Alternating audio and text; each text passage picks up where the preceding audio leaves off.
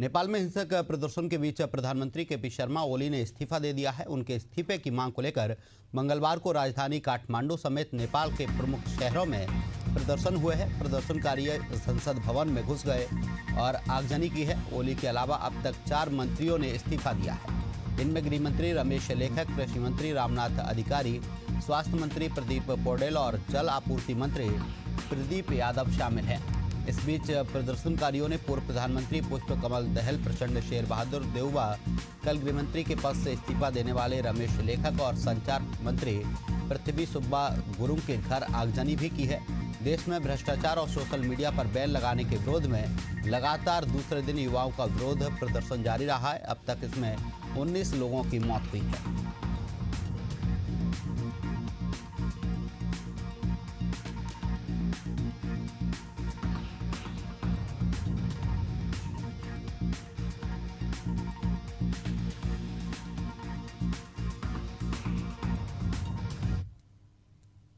देश के 15वें उपराष्ट्रपति चुनाव के लिए संसद भवन में वोटिंग शुरू हो चुकी है, जो शाम 5 बजे तक चलेगी। प्रधानमंत्री नरेंद्र मोदी ने पहला वोट डाला है। आज ही शाम तक परिणाम भी घोषित कर दिया जाएगा। उपराष्ट्रपति चुनाव में सीधी टक्कर एनडीए के उम्मीदवार सीपी राधाकृष्णन और विपक्ष के उम्मीदवार बी सुदर्शन रेड्डी के बीच है।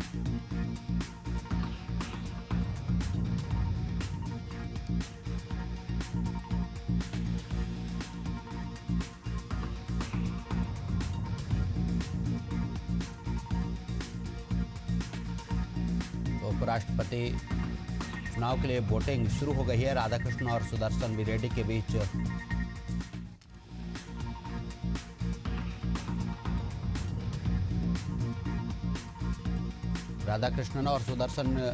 रेड्डी के बीच मुकाबला है। पीएम मोदी ने पहला वोट डाला है।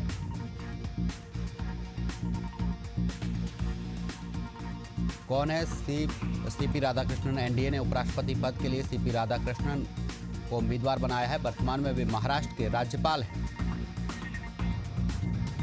तमिलनाडु के तिरुप्पुर में 20 अक्टूबर 1957 को इनका जन्म हुआ था। 1998 और 1999 कोयम्बटूर से लोकसभा सांसद रहे हैं।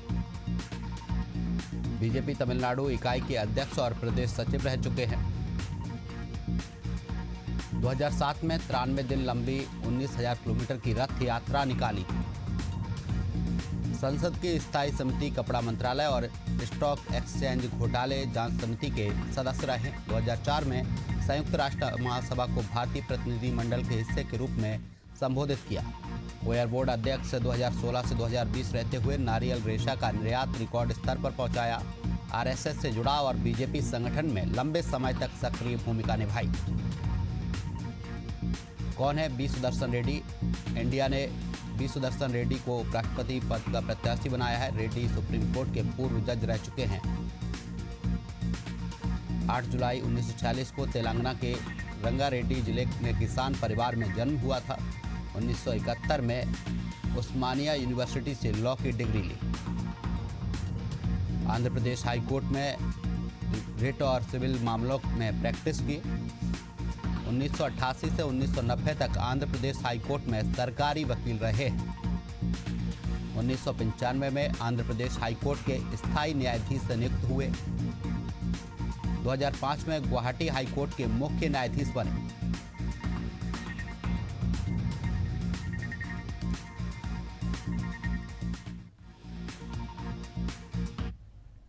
इसी बीच बड़ी खबर आपको रायपुर से बता रहा है। यहाँ पर यूनिफाइड कमांड की बैठक हुई है। बैठक के बाद सीएम विष्णुदेव साय का बयान सामने आया है। कहा, पीएम के नेतृत्व में ये लड़ाई चल रही है। अब नक्सल के खिलाफ आखिरी कील ठोकने की तैयारी है। हमारे जवानों को जल्द ही कामयाबी मिलेगी। तो रायपुर से खबर आपको बता रहे हैं, जहां पर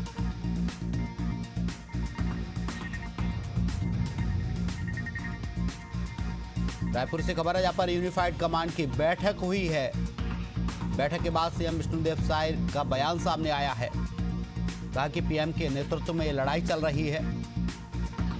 अब नक्सल के खिलाफ आखिरी कील ठोकने की तैयारी है। हमारे जवानों को जल्द ही कामयाबी मिलेगी।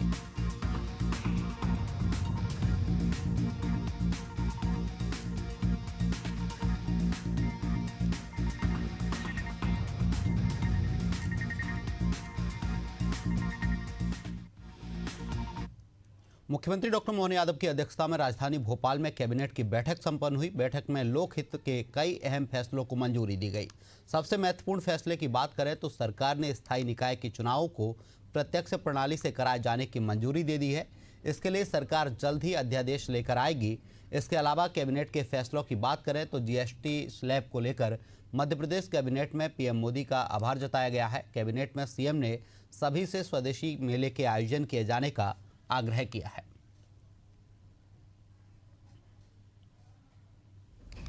हमारे देश के मध्यम श्रेणी के गरीब, महिला, युवाओं को हम तोहफा देंगे और जीएसटी को कम करके, और जो उन्होंने कहा वो करके दिखाया।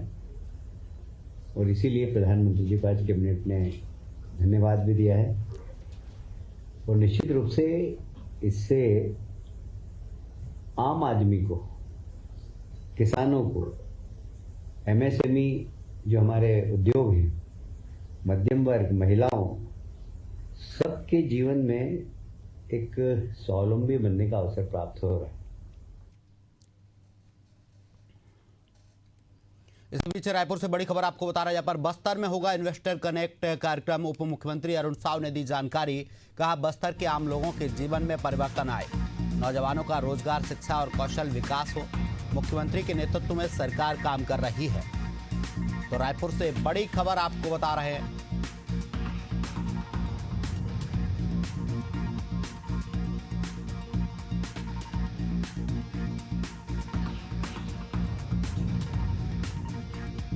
बस्तर में होगा इन्वेस्टर कनेक्ट कार्यक्रम। उप मुख्यमंत्री अरुण साव ने जानकारी दी है। कहा बस्तर के आम लोगों के जीवन में परिवर्तन आए, नौजवानों का रोजगार, शिक्षा और कौशल विकास हो।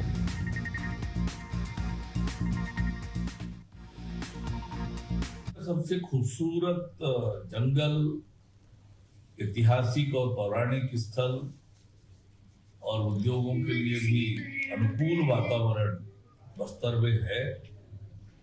बस्तर के आम लोगों के जीवन में परिवर्तन आए, खुशहाली आए, तरक्की आए। बस्तर के नौजवानों को रोजगार मिले, उनके सपने साकार हो। रोजगार के साथ साथ शिक्षा और कौशल विकास के लिए काम हो, बस्तर का सर्वांगीण विकास हो। और इसलिए विष्णुदेव साय जी के नेतृत्व में हमारी सरकार लगातार काम कर रही है। इसी बीच बिलासपुर से बड़ी खबर आपको बता रहे हैं। यहाँ पर कांग्रेस का वोट चोर गद्दी छोड़ अभियान जारी। कार्यक्रम स्थल पर पहुंचे प्रदेश प्रभारी सचिन पायलट। अभियान का नेतृत्व करने पहुंचे सचिन पायलट। पूर्व सीएम भूपेश बघेल, दीपक बैज समेत कई दिग्गज नेता मौजूद रहे हैं। तो बस्तर से बड़ी खबर आपको बता रहे हैं। यहाँ पर कांग्रेस का वोट चोर गद्दी छोड़ अभियान जारी। बिलासपुर से खबर आपको बता रहे हैं। यहाँ पर कार्यक्रम स्थल पर पहुंचे हैं प्रदेश प्रभारी सचिन पायलट। अभियान का नेतृत्व करने पहुंचे हैं सचिन पायलट। पूर्व सीएम भूपेश बघेल, दीपक बैज समेत कई दिग्गज नेता मंच पर मौजूद हैं।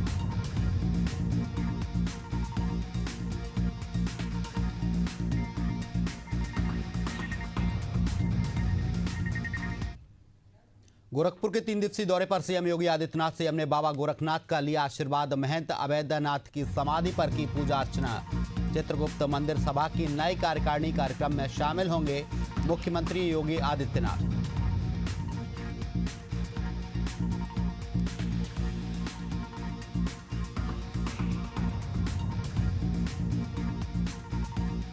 गोरखपुर के 3 दिवसीय दौरे पर मुख्यमंत्री योगी आदित्यनाथ, सीएम ने बाबा गोरखनाथ का आशीर्वाद लिया है।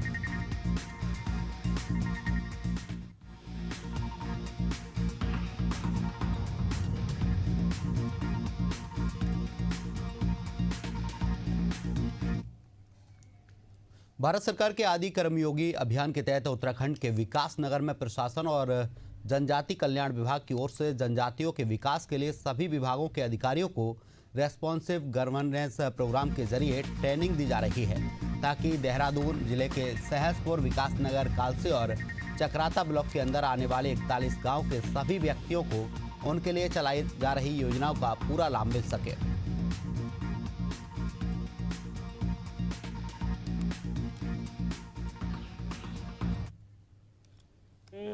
भारत सरकार के जनजातीय मंत्रालय, जिसको मूटा भी कहते हैं, मिनिस्ट्री ऑफ ट्राइबल अफेयर्स, उसकी ओर से ये एक फ्लैगशिप कार्यक्रम है जनजातीय विकास के लिए, और इसको आदि कर्मयोगी अभियान के नाम से माननीय प्रधानमंत्री जी ने लॉन्च किया है। और ये तीसरे स्तर की ट्रेनिंग है। ये हमारी क्षेत्रीय स्तर की ट्रेनिंग हो चुकी है, जिसमें 4 राज्यों के द्वारा 7 दिन के लिए प्रतिभाग किया गया। हमारी राज्य स्तर की ट्रेनिंग हो चुकी है 4 दिन के लिए, जिसमें कि हमने अपने जिला स्तरीय मास्टर ट्रेनर्स को तैयार किया। उन जिला स्तरीय मास्टर ट्रेनर्स के द्वारा ये ब्लॉक स्तर पे जो हमारी टीमें बनेंगी, उनके जो ब्लॉक स्तर के ट्रेनर्स होंगे, उनके लिए 3 दिन की वर्कशॉप है, 3 दिन की कार्यशाला है। सोनभद्र के थाना पिपरी क्षेत्र में एक महिला ने घरेलू विवाद के चलते रिहंद डैम में छलांग लगा दी। सूचना मिलते ही पिपरी पुलिस तत्काल मौके पर पहुंची और गोताखोरों की मदद से रेस्क्यू ऑपरेशन चलाकर महिला को सुरक्षित बाहर निकाला है, जिसके बाद उसे इलाज के लिए अस्पताल भिजवाया गया है, जहां डॉक्टरों ने महिला की स्थिति सामान्य बताई है।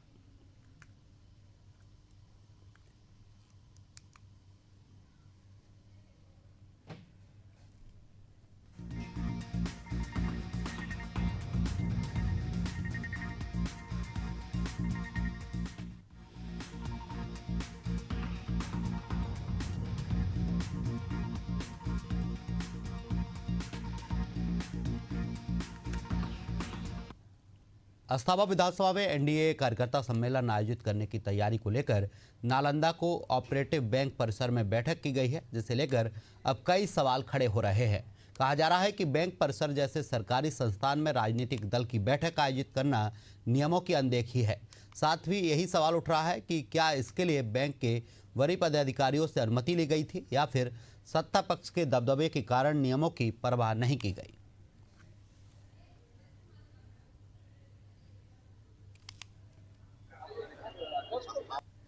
12 सितंबर 2025 को अस्थावा ये बिंद के उच्च विद्यालय मैदान में एनडीए गठबंधन का कार्यकर्ता सम्मेलन होना है। उसी की तैयारी बैठक एनडीए गठबंधन के अस्थावा विधानसभा के क्षेत्र के सभी एनडीए गठबंधन के साथियों के साथ, सभी जिला अध्यक्षों के साथ आज यहाँ तैयारी बैठक हुई और तैयारी बैठक में फैसला लिया गया कि इस सम्मेलन को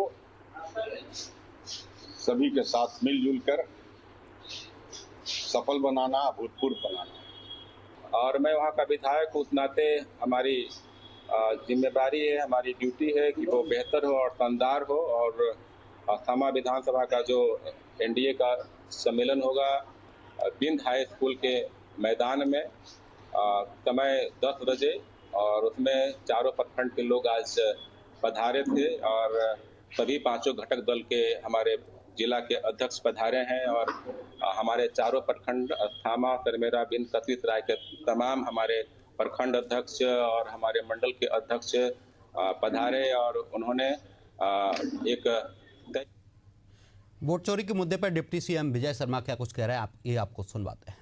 ये है एप्लीकेशन है, मैं भी यहाँ नहीं दिखा पा रहा आपको, नहीं तो आपको दिखाता, उसमें आप देख सकते हैं।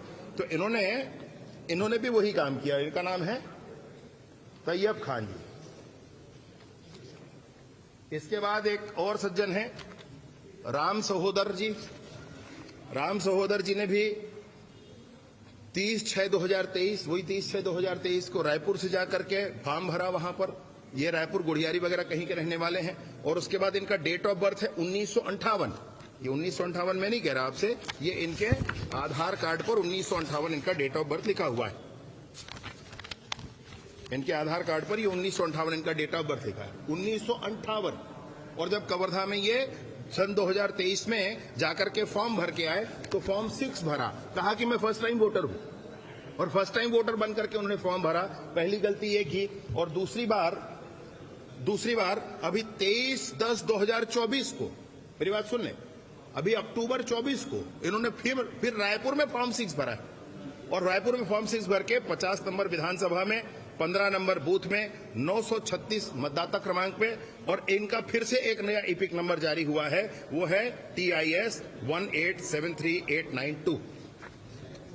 दो इपिक नंबर, एक इपिक नंबर इनका कवर्धा चल रहा है, एक इपिक नंबर इनका रायपुर चल रहा है। पहले कवर्धा जुड़ाया और उसके बाद यहाँ जुड़ाया। जब कवर्धा में जुड़ाया तब ये लगभग 65 साल के थे और इन्होंने कहा कि फर्स्ट टाइम वोटर है करके फॉर्म 6 पर एप्लीकेशन दे करके फॉर्म आगे कराया। ये हैं राम सहोदर गुप्ता जी, ये भी अकबर जी के हैं, उनके साथ उनके फोटो है, उनके साथ उनके सारे है, इलेक्शन कैंपेन है, सब कुछ है, उसका पूरा डिटेल में आपको लेकर के आया हूं। ऐसे ही एक और है मिस्टर हफीज खान। हफीज खान भी अभी फॉर्म 6 57 साल की उम्र में फॉर्म 6 भरते हैं और 72 मतलब कवर्धा विधानसभा के 373 बूथ क्रमांक पर 535 नंबर वोटर क्रमांक पर ये WI की 3104692 इस इपिक नंबर से वहां जुड़ते हैं। और आज जब मैं आपसे बात कर रहा हूं तो इनका 117 और 118 रायपुर उत्तर के विधानसभा के 117 और 118 दोनों ही बूथों पर 2 बार इनके नाम है। अभी कवर्धा में करके वोट डाल करके अब इधर तैयारी है पूरी, इसमें नाम है। वहां सिनेरियो चेंज हो गया, थोड़ा जनता ने दूसरा काम कर दिया। तो ये हफीज जी हैं। और उसके बाद फिर मैं आपको बताऊं, आप बोर हो जाएंगे, मैं आपको इतने बता सकता हूं इसमें, आप बोर हो जाएंगे।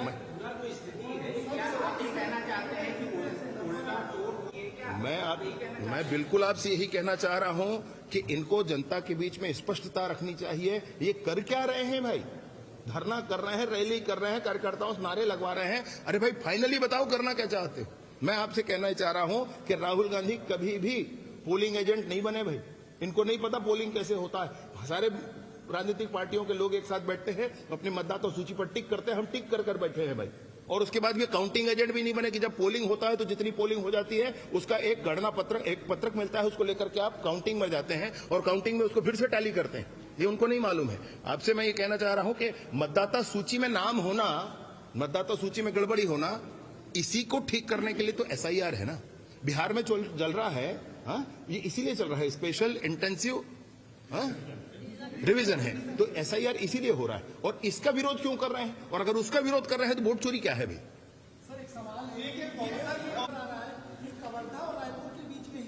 ना ऐसा बात, अब आपने अच्छा कह दिया, मैं रायपुर और रायपुर का कह देता हूं आपको। इसके पहले आपको ध्यान होगा एक और विषय आया था और एक ही बिल्डिंग में 350 लोग हुआ करते। ये वोट चोरी है, ये किया है इन लोगों ने और पर्पसली किया है, ये भी आपको बताना चाहता हूं। मैं आपसे ये कह रहा हूं कि SIR का विरोध नहीं करना चाहिए उनको। मैं कह रहा हूं SIR का विरोध नहीं करना चाहिए। मैं यहाँ कह रहा हूं कि SIR का विरोध नहीं करना चाहिए, SIR ठीक होना चाहिए। मैं आपसे यही कह रहा हूं भाई, अगर इस तरह की चीजों को कहेंगे तो वो खुद ही कटघरे में है। इस तरह की चीजों को कोई रील बनाने के जुनून में एक युवक ने ग्वालियर के वीरपुर बांध में 15 मिनट तक उल्टा लेटकर हड़कंप मचा दिया। युवक को पानी में लेटा देख लोगों ने उसे लाश समझकर पुलिस को सूचना दी। मौके पर पहुंची पुलिस के सामने युवक अचानक उठकर भागने लगा, जिसे पुलिस ने पकड़ लिया। युवक की पहचान टिंकू के रूप में हुई है, जो सोशल मीडिया पर वायरल होने के लिए नाटक कर रहा था। पुलिस ने समझाइश देकर उसे चेतावनी दी और छोड़ दिया है।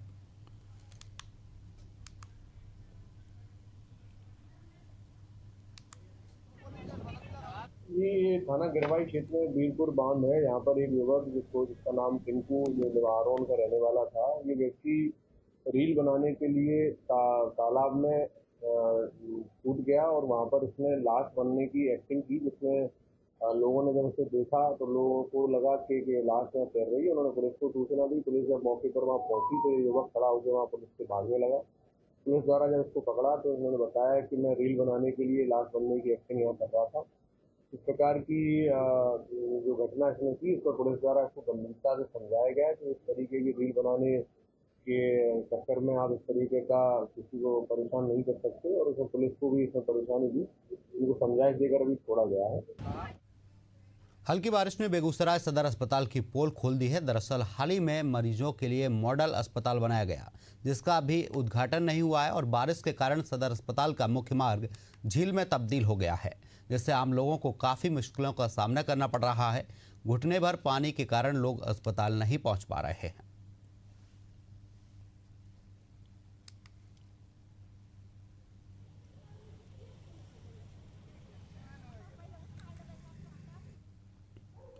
मध्य प्रदेश के देवरी थाना क्षेत्र में ठगी का मामला सामने आया है। फरियादी रविशंकर मिश्रा ने पुलिस को बताया कि 8 सितंबर 2025 को जब वह भारतीय स्टेट बैंक देवरी में अपनी 5 लाख की एफडी छुड़वाने पहुंचा तो पता चला कि उस पर पहले ही 4.5 लाख रुपए का लोन लिया जा चुका है।